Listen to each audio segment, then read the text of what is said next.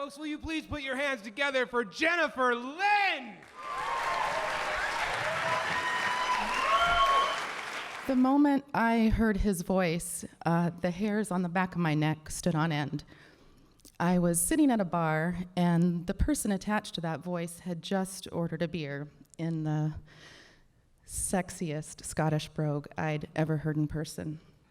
And in that moment, I envisioned a really tall man with broad shoulders and a handsome chiseled face covered in this red scruffy beard. And but when I turned around, it's not what I saw. He was definitely in his 60s and somebody's grandfather for sure. He had the most perfect head of salt and pepper hair that was brushed back, clean shaven, and he was shorter than me. He introduced himself to me and sat in the chair next to me, and Francis and I just started chatting, and we got on like we'd been pals for a long time. I was really intrigued by Francis, and I was really hoping that he would be open to my seduction of him.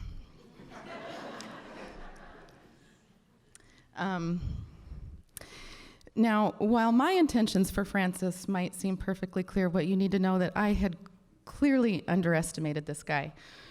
He had accepted my invitation to continue our conversation up in my apartment, and we were making out on my couch when he abruptly stood up, and he commanded me to lead him to my bedroom. When we got there, he pointed to the end of the bed, and he instructed me to stand there and face him. And I was mesmerized as he told me to put one leg up on the bed. He walked towards me, and he took one hand, and he grabbed me by the neck, and he took his other hand, and he put it between my legs. Now, I'd been fingered before, but never like this. He curved his fingers inside of me just so. He was touching a part of my body that I hadn't known existed before this moment. And with just a few thrusts, I began to quiver, and it's like those women that are like saved, like I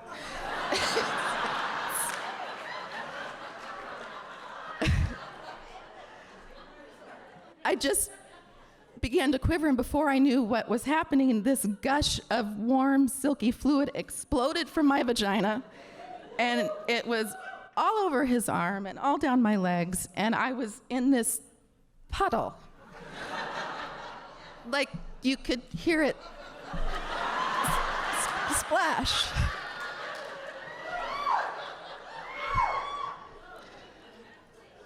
So with his fingers still inside of me, he took his other arm and he pulled me a little closer and he says, "There, lass."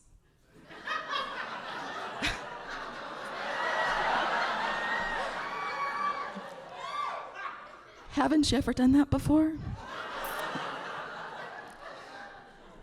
All I could do was whimper and just, no.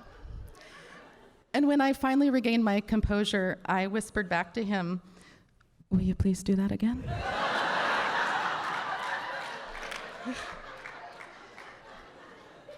He did, many times that night.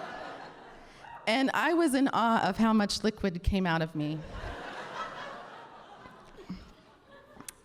But when he saw that I'd finally had enough, because I didn't know,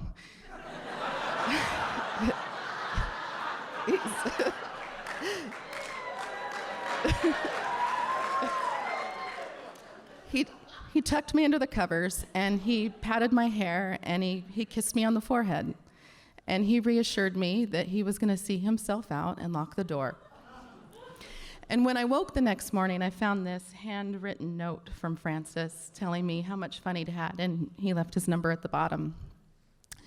Now, what you need to know about the night that I met Francis is that I had only been separated and divorced for less than a year. I was recovering from the only relationship I'd ever known. At the age of 21, I married my ex-husband, and after 2 decades of marriage, he left me for another woman. Now, before I met him, I was this, well, promiscuous would be a kind way to say what I did.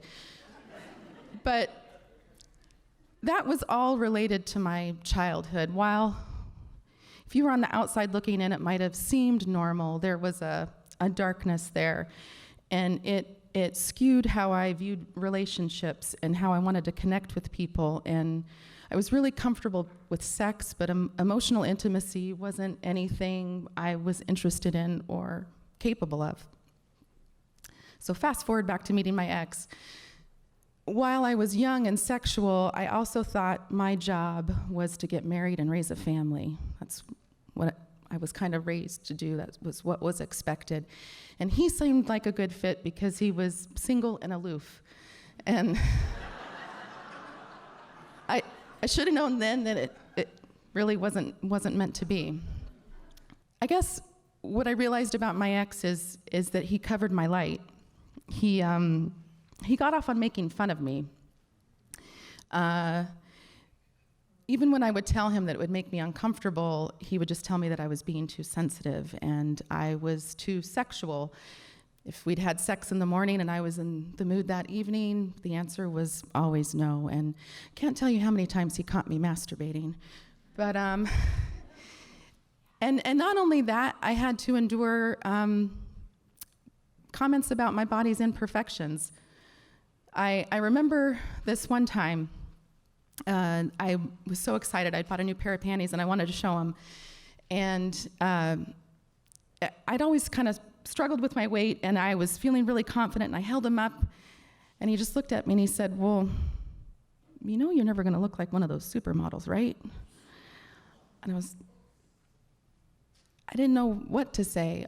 All I knew was that not only was I too sexual, I wasn't good enough. So the end of my marriage was a chance to reclaim me and my femininity and my sexuality, and it's why I did not hesitate to invite Francis up to my apartment that evening.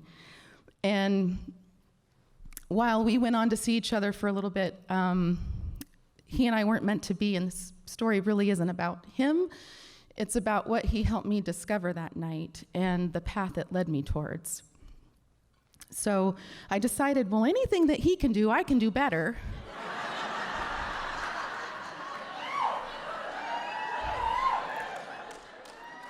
So like you do when you want to learn something new, you consult the Googles. And what I learned there is that it's definitely not pee. Or maybe it is. It's always associated with an orgasm, or maybe just sometimes. But really what I learned is there is clearly not enough legitimate research on this topic. And I shouldn't trust Google. I should just trust me, my own body, and what I was feeling. So the first time I tried to make myself squirt, I felt like I was trying to, channel my inner porn star. But if you'd been in the room watching, it probably came off more like if Lucille Ball did porn. Because like the first few times I was just on my back, just kind of aimlessly ramming my fingers. I'm like, this isn't doing anything for me. And then I remembered every time Francis did it, he had me standing. And I don't know if any of the ladies in here have ever tried to finger themselves standing up, but it's really kind of awkward. So I decided I would squat. And because I'd still be upright, but less awkward of an angle. And the first time I did that, I actually lost my balance and fell. And I remember just laying there on my back thinking, what the hell are you doing? But I was really determined, and eventually I was able to keep my balance, and I just couldn't quite get it. And then I remembered how Francis curved his fingers, and then I had success, and I practiced a lot. But I also knew that part of the charm was experiencing it with a partner. And I mean, at this point, like, I'm single and just kind of dating. So the first time I kind of hooked up with somebody and I was like, hey, have you ever seen anybody squirt? No. So the first time explaining to somebody, it was awkward, and they tried, and they weren't successful, so I jumped up on the bed, and I squatted, and I was like, you just do it like this. And they just kind of met with a blank stare, like they weren't really sure what was going on. And there were a few other partners that I had some success with, but I never really experienced like I had with Francis. And I'd kind of given up on the idea of that. In fact, it was a couple months later that I had just foregone that idea when I met Jeremy. And similar to Francis, I was completely blatant in my seduction of him when we met. And his very polite response was, "Thank you, but how about I get your number and we go out on a date sometime?" And I was like, "No, you kissed me. You want to come home with me." Thankfully, he did let me seduce him that night. But again, I didn't know what I was getting myself into. He touched my body in a way that made me forget about my stretch marks, in a way that let me have a love and desire for myself that I had never experienced. With him, I realized that I felt completely free and unencumbered. I was able to be in the moment. He was able to touch me in a way that I wasn't so concerned about how I looked, if my belly was jiggly, or if I was in the right position, that both boobs looked full and not too saggy. Because we all know it's hard to get both tits to look really good at the same time.